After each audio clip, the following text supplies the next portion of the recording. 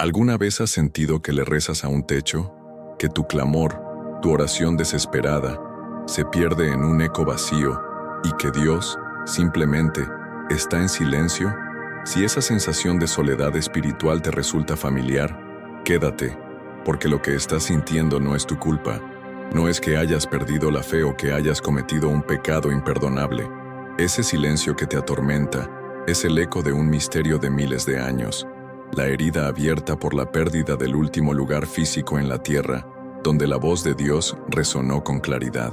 Pero, ¿y si te dijera que la llave para encontrar ese templo perdido y reabrir esa comunicación divina no solo existe, sino que ha estado oculta a plena vista todo este tiempo?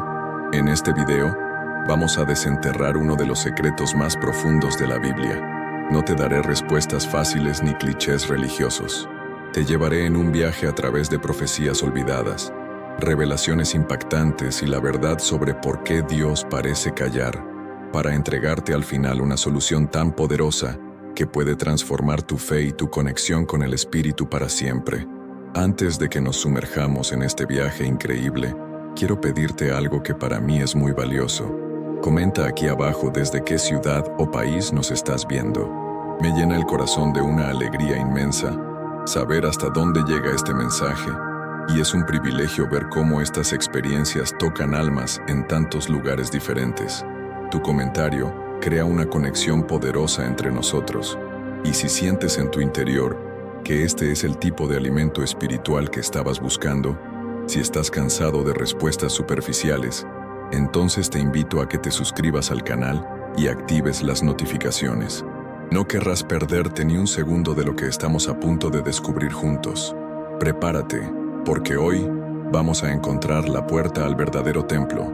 Mi buen amigo, vamos a adentrarnos en uno de los misterios más solemnes y a la vez más sobrecogedores de nuestra fe.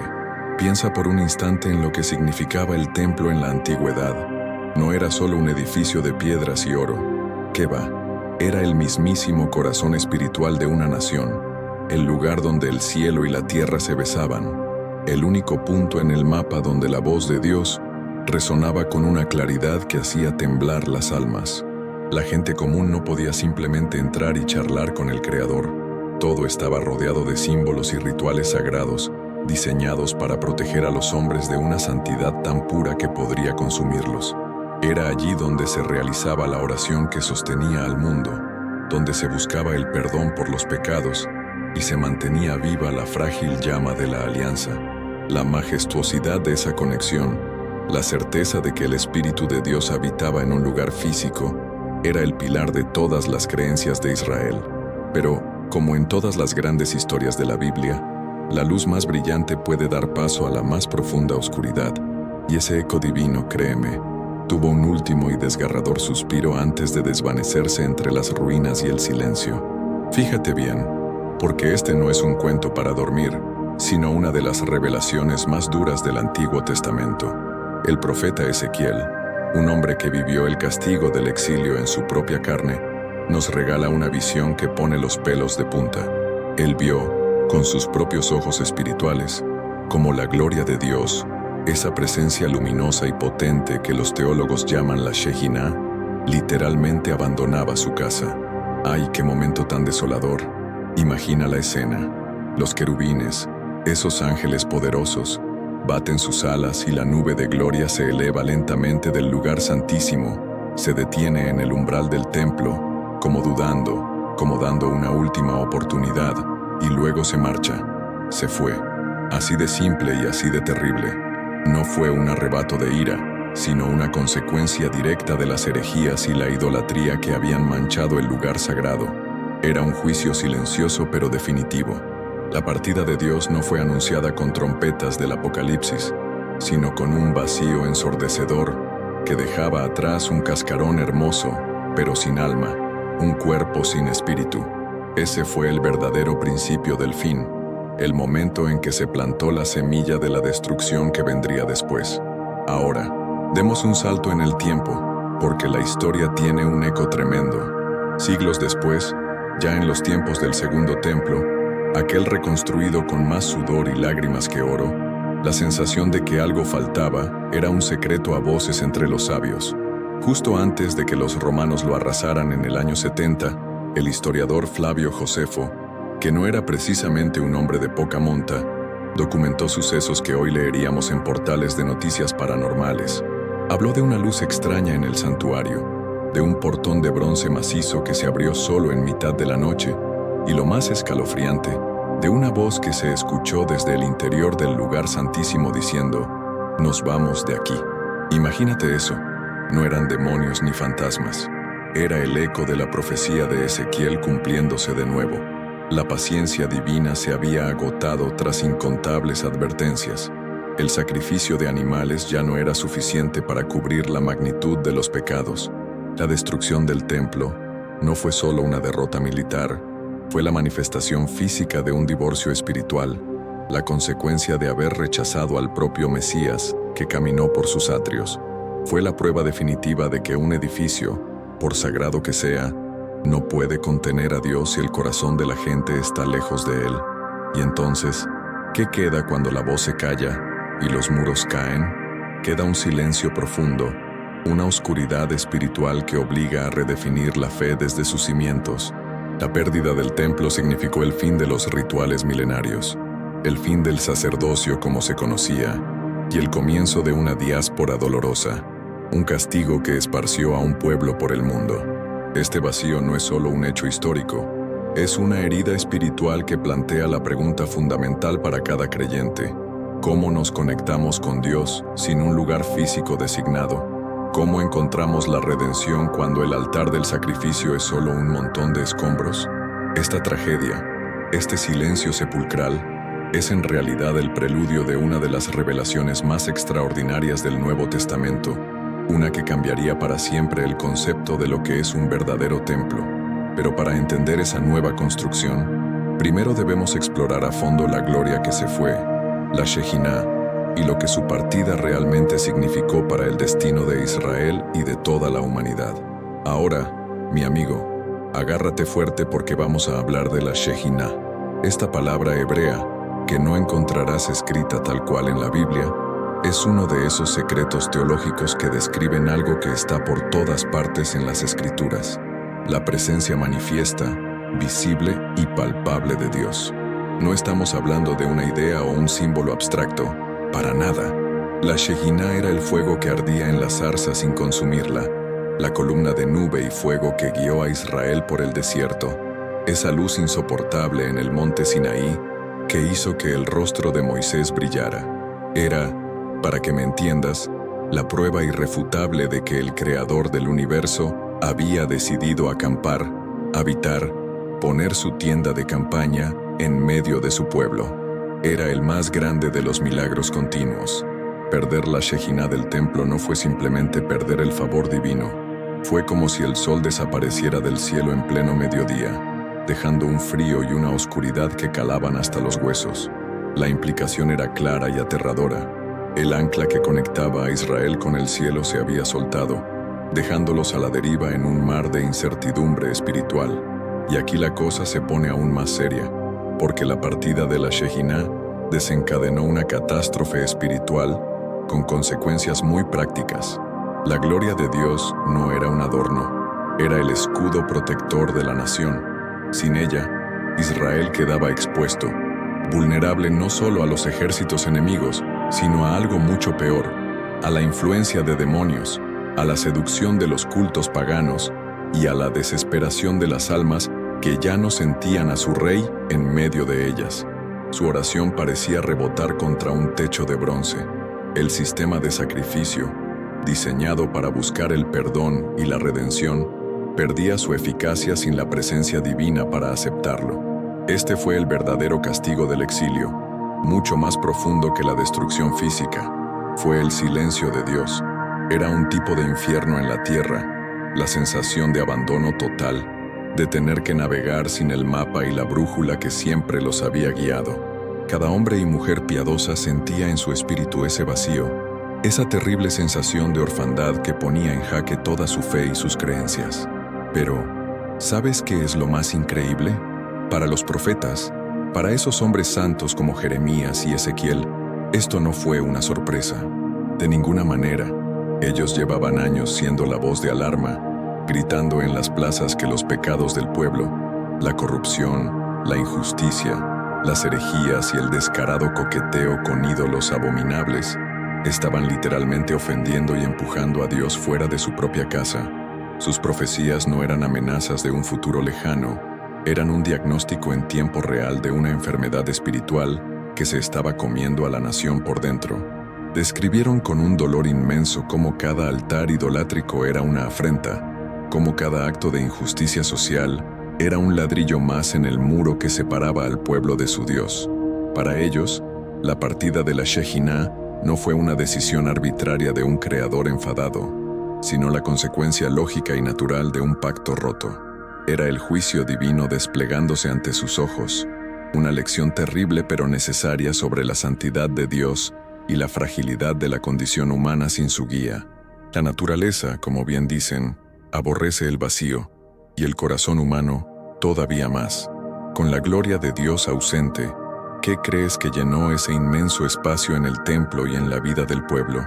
La desesperación, la confusión y una búsqueda frenética de sustitutos. Este vacío existencial preparó el terreno fértil para la siguiente etapa de esta saga espiritual, la era de los falsos altares. El hombre, en su intento por llenar el hueco dejado por Dios, comenzó a construir sus propios centros de adoración, sus propias versiones del templo perdido. Esta crisis de fe, esta necesidad de encontrar un nuevo camino hacia la salvación y el perdón, llevó a Israel por senderos muy extraños y, a menudo peligrosos. Y es precisamente en esa búsqueda, en ese intento humano de replicar lo irreplicable, donde descubriremos la siguiente pieza de nuestro gran rompecabezas. Mi buen amigo, si algo nos enseña la historia y la propia naturaleza humana, es que el espíritu no tolera el vacío. Imagina el pánico, la desorientación de las almas al despertar un día y darse cuenta de que el faro que guiaba su existencia se había apagado. Con el templo en ruinas y la voz de Dios en silencio, se desató una lucha desesperada por encontrar un nuevo norte, una nueva forma de conectar con lo divino, para no caer en la oscuridad total. Esta búsqueda no fue ordenada ni limpia, fue un caos de ideas, un mercado de creencias donde surgieron todo tipo de sustitutos. Por un lado, viste el camino más fácil y peligroso, la imitación descarada de los cultos paganos, una de las peores herejías. Por otro, viste un intento más noble, pero igualmente humano, de preservar la fe a través de nuevas estructuras y rituales. En ambos casos, el hombre intentaba construir con sus propias manos lo que solo podía ser un regalo del cielo. Era un reflejo conmovedor y, a la vez, trágico de un pueblo huérfano tratando de reconstruir un hogar sin el plano original del arquitecto. Vamos a mirar de frente al camino más oscuro, el de los templos idolátricos. Para nosotros, hoy, puede parecer una locura, pero ponte en su piel por un momento. Estás acostumbrado a la magnificencia del templo, a los símbolos poderosos, a los sacrificios que huelen a perdón. De repente, solo hay silencio y cenizas. Y justo al lado, las otras religiones te ofrecen dioses que puedes ver y tocar, ídolos de madera y piedra, rituales ruidosos y coloridos que prometen resultados rápidos, sin tanta exigencia moral. Era la comida rápida espiritual de la época. Satisfacía el hambre de trascendencia del momento, pero no nutría y, a la larga, envenenaba el alma. Este fue el más grave de los pecados, una traición a todo su testamento y a la sangre de los mártires que murieron por no arrodillarse ante otros dioses. Los profetas no se cansaron de advertir que detrás de esos ídolos no había poder, sino demonios que se alimentaban de esa adoración desviada, entidades que ofrecían soluciones temporales a cambio de una esclavitud espiritual eterna, alejando a la gente de cualquier esperanza de verdadera redención. Ahora fíjate bien, porque en medio de este caos surge algo mucho más complejo y sutil: la sinagoga. No era un altar pagano, Dios nos libre, pero tampoco era el templo. La sinagoga fue una invención brillante, un mecanismo de supervivencia espiritual. Se convirtió en el centro de la comunidad, un lugar para la oración comunitaria, para leer la Biblia y las enseñanzas de los sabios. para mantener viva la llama de la identidad en el exilio. Y en eso fue un éxito.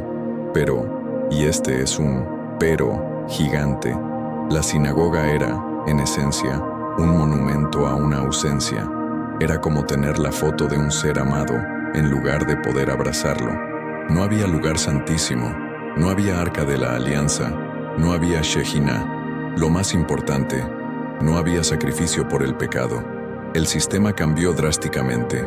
La búsqueda de la salvación se desplazó de la redención por la sangre en el altar a la justificación a través del estudio de la ley y las buenas obras. Un cambio bien intencionado, pero que corría el riesgo de caer en una nueva forma de herejía, la justicia propia, la creencia de que el hombre puede construir su propia escalera al cielo. Y aquí, querido discípulo, es donde la historia antigua nos da una bofetada de realidad, porque esa tendencia a construir altares sustitutos sigue tan viva hoy como entonces.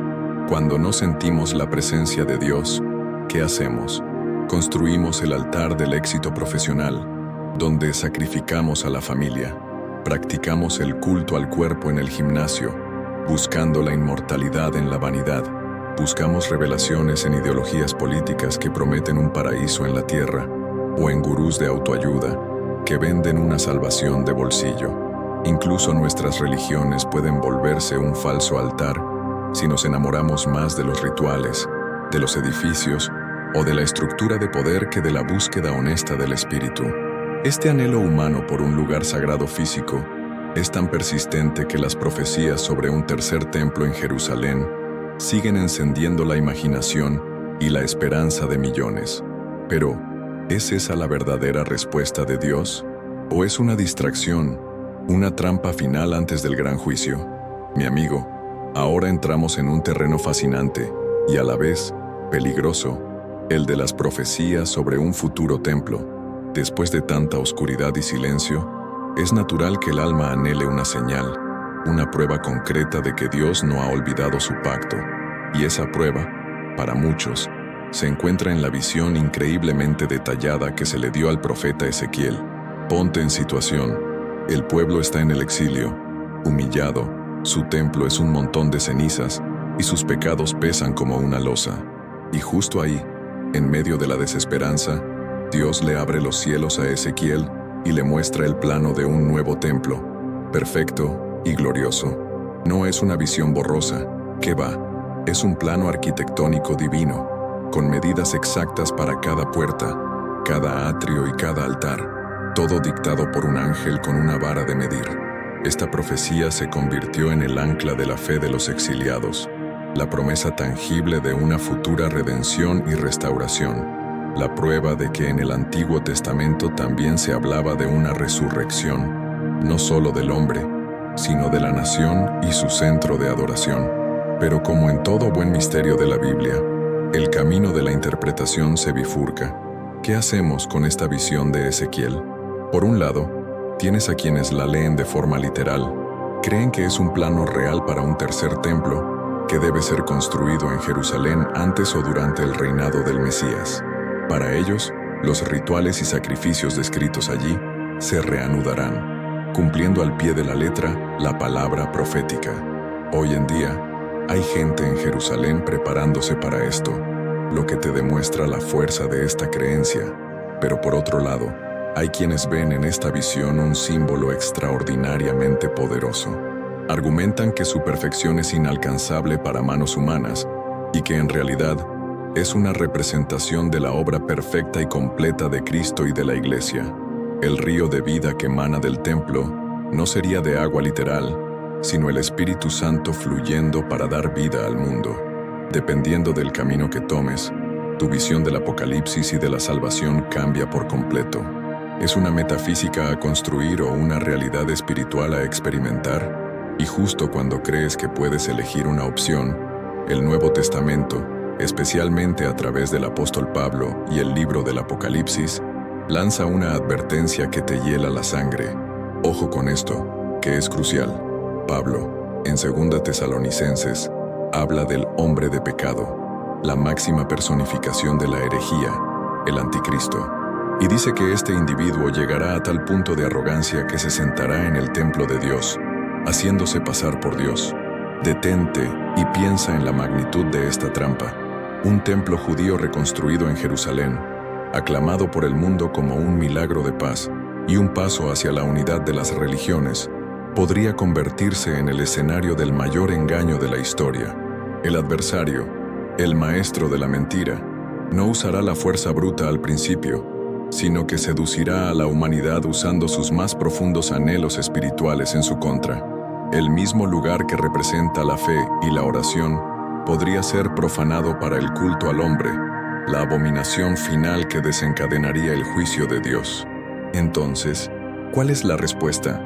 ¿Volverá Dios a habitar en un edificio de piedra? Las profecías nos presentan una paradoja terrible, una promesa de restauración gloriosa frente a una advertencia de una profanación espantosa. Quizás la lección más profunda de este misterio no es adivinar si el futuro edificio será de Dios o una trampa de demonios. Tal vez el verdadero desafío para nuestra fe es desarrollar un discernimiento espiritual tan agudo que podamos reconocer la voz del verdadero pastor en medio del ruido y la confusión. La obsesión con un templo físico, con los rituales y los ladrillos, podría ser la distracción perfecta para que nos perdamos la revelación más revolucionaria que trajo el Mesías sobre la verdadera naturaleza del templo. Y es que, mientras los hombres miran a Jerusalén esperando ver piedras apiladas, Dios ya había inaugurado un templo nuevo, uno vivo y presente en cada rincón del mundo. Y esa revelación, mi amigo, lo cambia absolutamente todo. Si todo lo que hemos hablado hasta ahora, mi buen amigo, ha sido un drama de pérdida, silencio y búsqueda, prepárate, porque ahora viene el giro en el guión que lo cambia absolutamente todo. Durante siglos, la fe había estado anclada a un lugar, a un edificio. Pero entonces, el Mesías camina por la tierra y suelta una de las frases más enigmáticas y revolucionarias de la Biblia. Al ser desafiado dice: «Destruid este templo, y en 3 días lo levantaré». Imagínate la escena. Los líderes religiosos, los expertos en la ley, pensaron que era un loco o un blasfemo, hablando del majestuoso templo de Herodes. No entendieron que él no hablaba de piedras, sino del sacrificio de su propio cuerpo. Esta fue la primera pista, la llave que comenzaría a abrir uno de los misterios mejor guardados. La resurrección de Cristo no fue solo el milagro de un hombre volviendo a la vida. Fue la demolición del viejo modelo y la inauguración de un tipo de templo completamente nuevo. Uno que ningún ejército podría jamás destruir. Uno cuya gloria residiría no en el oro, sino en el poder del perdón y la vida eterna. Y entonces, llega el día de Pentecostés y la revelación explota en un despliegue de fuego y poder. El mismo Espíritu Santo, la misma Shekinah que se había marchado del templo de Salomón, desciende con estruendo del cielo, pero esta vez no llena un edificio. No, llena a personas, a pescadores, a gente común, a hombres y mujeres que habían puesto su fe en el Mesías resucitado. Es una locura tan grande que el apóstol Pablo tuvo que deletrearla más tarde para que a nadie se le olvidara. ¿O ignoráis que vuestro cuerpo es templo del Espíritu Santo, el cual está en vosotros, el cual tenéis de Dios, y que no sois vuestros? Lee eso de nuevo, despacio. Esto no es una metáfora poética, es una declaración de una realidad espiritual que debería hacernos temblar de asombro. Cada creyente, tú, yo, nos convertimos en un lugar santísimo ambulante. La salvación y la redención ya no exigen un peregrinaje. La oración más íntima y poderosa puede ocurrir mientras lavas los platos. Dios, en un acto de amor incomprensible, democratizó su presencia, haciendo que el acceso a Él dependiera únicamente de la fe en el sacrificio de la cruz. Ahora, aterricemos esta idea, porque si tu cuerpo es el templo de Dios, menuda responsabilidad tienes entre manos. Esto lo cambia todo. Los mismos pecados que profanaron el templo de piedra, la idolatría, la inmoralidad, el orgullo, las herejías, ahora son una amenaza directa a este santuario vivo que eres tú, lo que dejas entrar por tus ojos, la música que alimenta tu espíritu, las palabras que salen de tu boca, Cada elección se convierte en un acto de adoración y mantenimiento, o en un acto de profanación y vandalismo. Vemos a personas públicas, a veces líderes de grandes cultos o celebridades que hablan de fe, caer en escándalos terribles. ¿Por qué? Porque olvidaron esta verdad.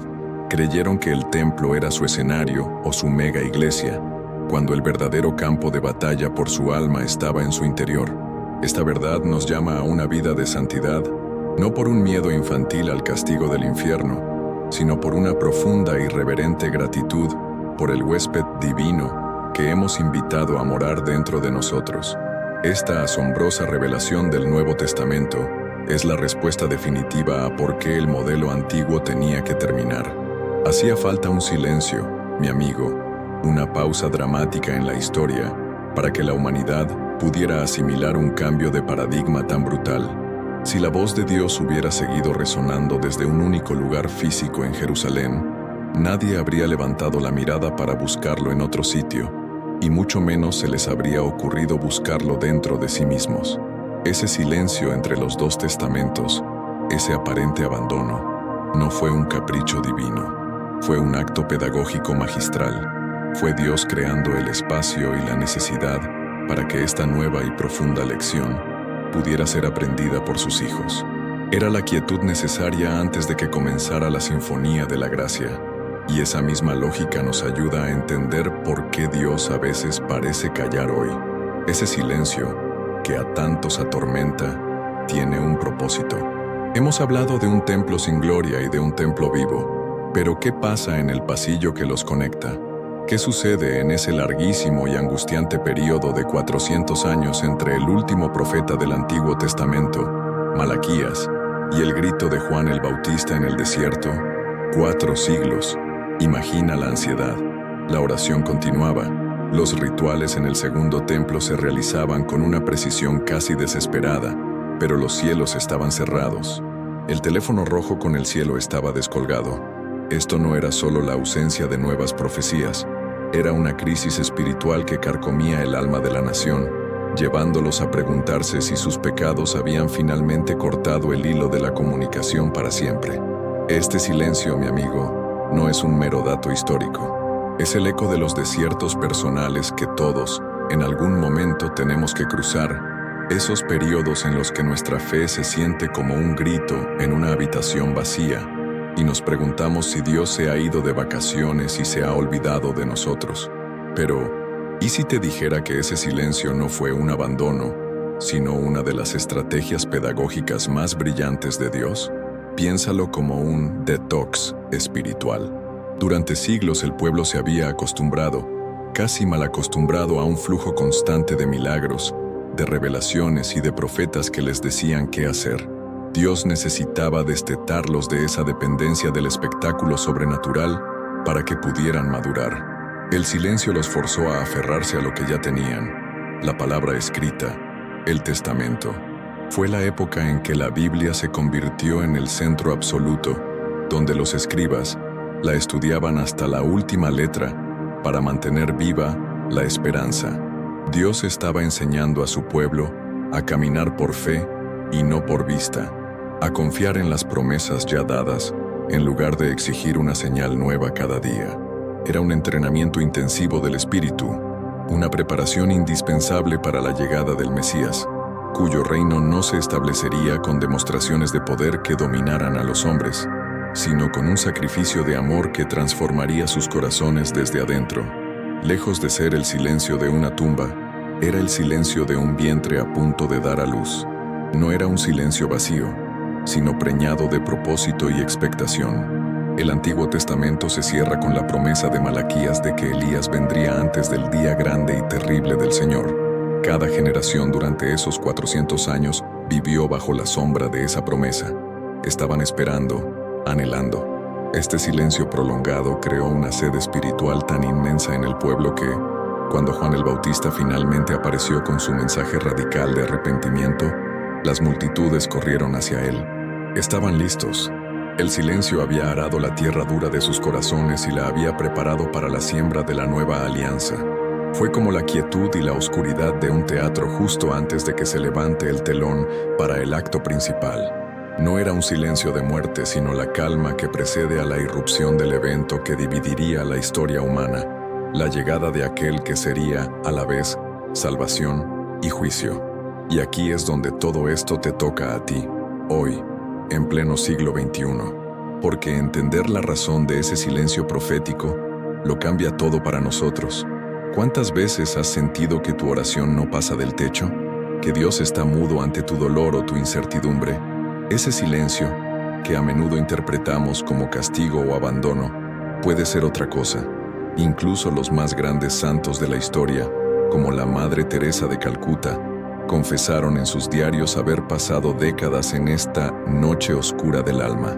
Pero si el silencio de Dios preparó al mundo para su mayor revelación, ¿no podría ser que el silencio en tu vida te esté preparando para algo más profundo? Quizás te está enseñando a confiar más allá de las emociones. Quizás está purificando tu fe de la adicción a los milagros. Quizás te está forzando a dejar de buscar un templo externo, un líder, una iglesia, una experiencia, para que finalmente te des la vuelta y descubras dónde reside el verdadero altar. Y esa, mi amigo, es la pregunta definitiva que nos lleva a nuestro destino final. Hemos viajado juntos a través de las ruinas de un templo perdido. Hemos sentido el frío del silencio de Dios. Hemos desenmascarado los falsos altares de la humanidad y nos hemos asombrado ante la revelación del cuerpo como un santuario vivo. Ahora, mi buen amigo, llegamos al destino final, a la respuesta que une todas las piezas de este sagrado misterio. ¿Dónde está hoy el verdadero templo? La respuesta es, a la vez, radicalmente simple y profundamente transformadora. El verdadero templo no es un lugar, sino una relación. Es el encuentro dinámico y vivo entre el espíritu humano, hecho morada de Dios, y la presencia continua de Cristo a través del Espíritu Santo. No lo busques en un mapa, no lo busques en un edificio de piedra en Jerusalén, ni en la catedral más imponente. El lugar santísimo, el punto de contacto con la divinidad, se encuentra en el acto de rendir tu voluntad en oración, en la quietud de un corazón que busca sinceramente el perdón y en la fe que se aferra a la promesa de la cruz como el único sacrificio válido. Entonces, ¿cómo entramos a este templo? ¿Cómo lo encontramos en nuestro día a día? Dejando de buscarlo afuera, dejando de esperar que un milagro espectacular, un pastor famoso o un retiro espiritual hagan el trabajo por nosotros. Encontrar el templo hoy significa cultivar el jardín interior. Lo encuentras cuando abres la Biblia, no como un libro de historia, sino como una carta de amor personal de Dios para ti, permitiendo que sus palabras moldeen tus creencias. Lo encuentras en la oración honesta y sin filtros, no en las repeticiones vacías, sino en la conversación cruda de un hijo con su padre. Lo encuentras en la comunión con otros creyentes, porque la iglesia no es el edificio, sino la asamblea de santos, de templos vivos que juntos forman un templo aún mayor. Y, sobre todo, lo encuentras cuando llevas la presencia de Dios que mora en ti al mundo exterior, a través de actos de amor, de justicia y de perdón que demuestran que el Mesías vive en ti. Esta revelación tiene el poder de transformar tu fe porque te libera de la tiranía de los sentimientos, de pensar que si no sientes a Dios, Él no está. Mentira.